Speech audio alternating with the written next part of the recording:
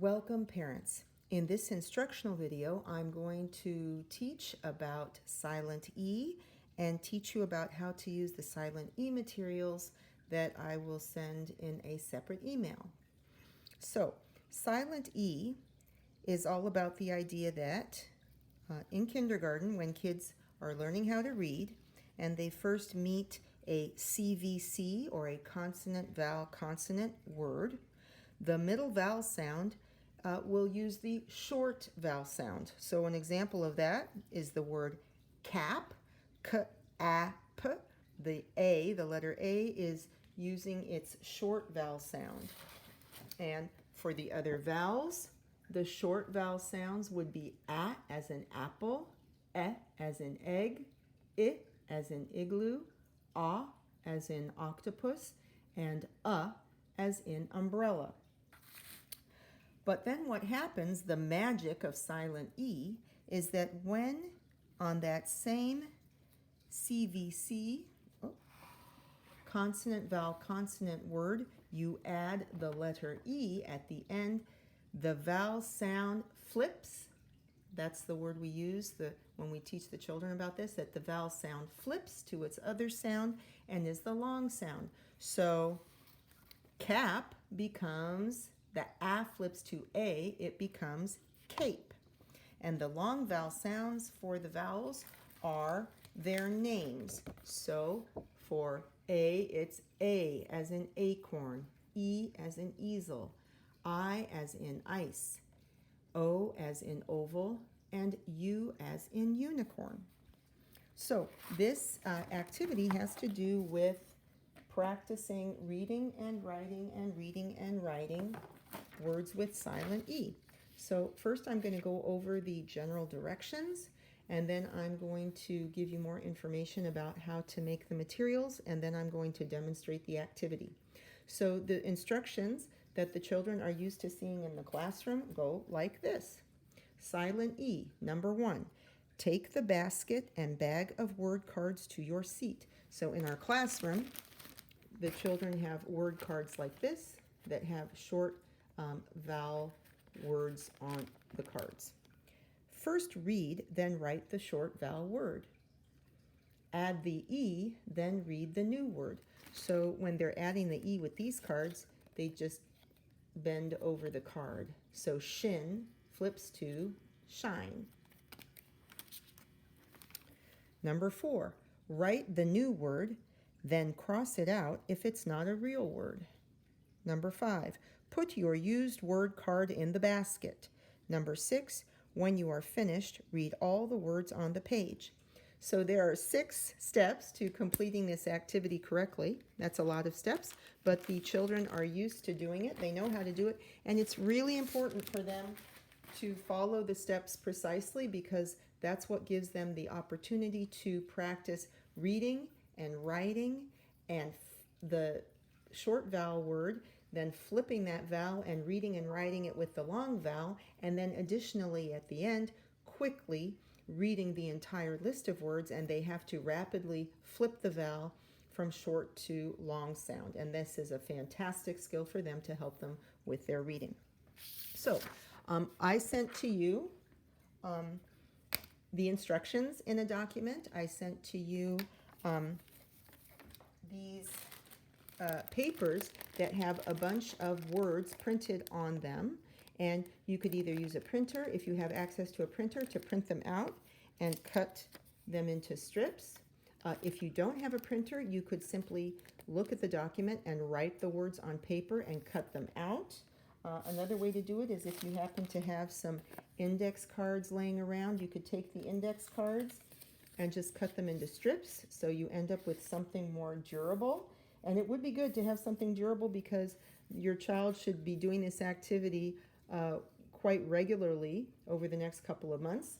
And then you can, when I did it with index cards, then I cut one index card to make the E, like that.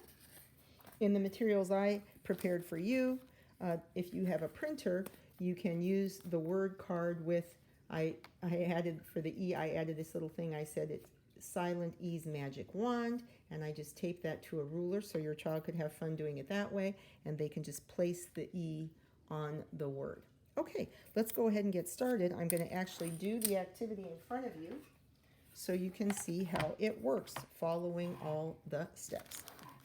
So I have my basket or something, some container ready to collect the papers after I use them. I've got all my little words in the bag.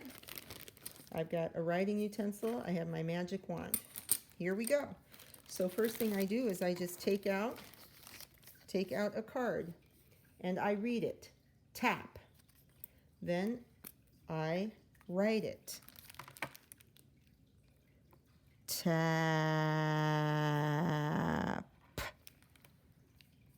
Then I add magic E and I read it.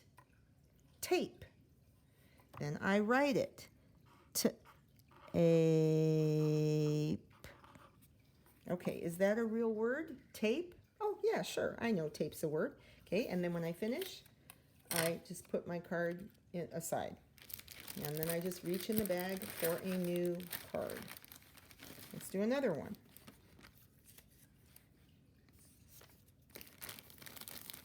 Here's my next card.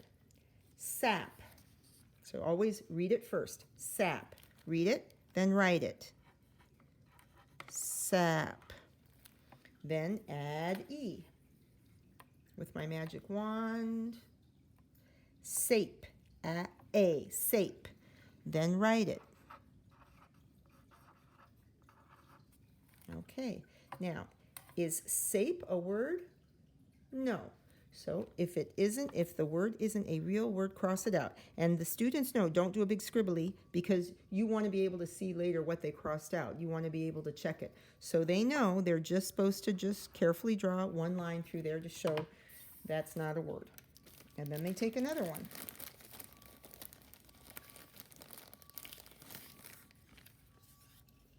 Rat. And they write it. Rat. Rate. Rate. Okay. Is rate a word? Yes, it is. Now, some words, of course, the kids will know very readily. Most of the kids know that tape is a word. Not all children will know that rate is a word. So that's where if you're sitting nearby, you can say to them, oh, rate. That's how quickly or slowly something is happening or being done. It's the speed of something, the rate. But another way you can manage it is if they're doing this work on their own, they can bring it to you afterwards and you can talk about what words are words and what words are not words. And maybe they crossed out something that really was a word. And usually what I say to the kids is something like, oh, well, that's a word that not all kids know yet. And it means this, and I explain it. And then I put a check mark next to it so that they know it really was a word. Or I have them go ahead and write it over again if they crossed out something that was a word. Okay, let's do one more. And of course, you always want to make sure the kids know what the words are. So, for example, if they get this word, read it, cod. And if you're with them, if they'll say, what's that? Cod? Is that even a word? And oh, it's a kind of a fish. Okay, so of course, any materials that your child is working with, any words, word lists, word cards, you want to be sure at some point that you talk about what any of the words mean that they don't understand, because they shouldn't be working with materials if they don't understand the words. Okay, so here we go. Cod. Odd. And add my magic E.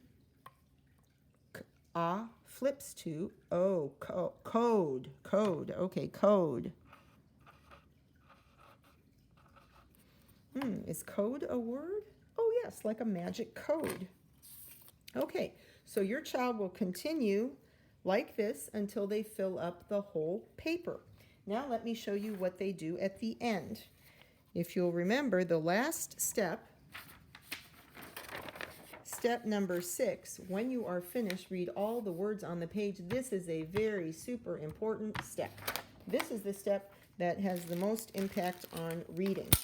And what your student needs to do is practice reading this and reading it little by little, and then reading it quickly, more and more quickly. So the way we read it in class, because you want to practice the flipping of the vowel, is they have to go like this. They have to go cub, cube, tap, tape, pin, pine, cod, code, at, eight, fan. Then they skip this one because it's not a word. Scrap, scrape, rat, rate, drop, mop, mope, pig, skin, rag, rage, sap. Okay, so if you noticed, I was reading it very regularly and I wasn't stopping a lot in between flipping the vowels, and that's what you want your child to be able to do. And eventually, what's really great is a lot of times the kids have to come and read it to me 2 or 3 times before I give them a check mark at the bottom of the page. Because what I really want eventually is for them to be able to do this, to be able to go cub, cube, tap, tape, pin, pine, cod, code, at, eight, fan, scrap, scrape, rat, rate, drop, mop, mope, pig, skin, rag, rage, sap.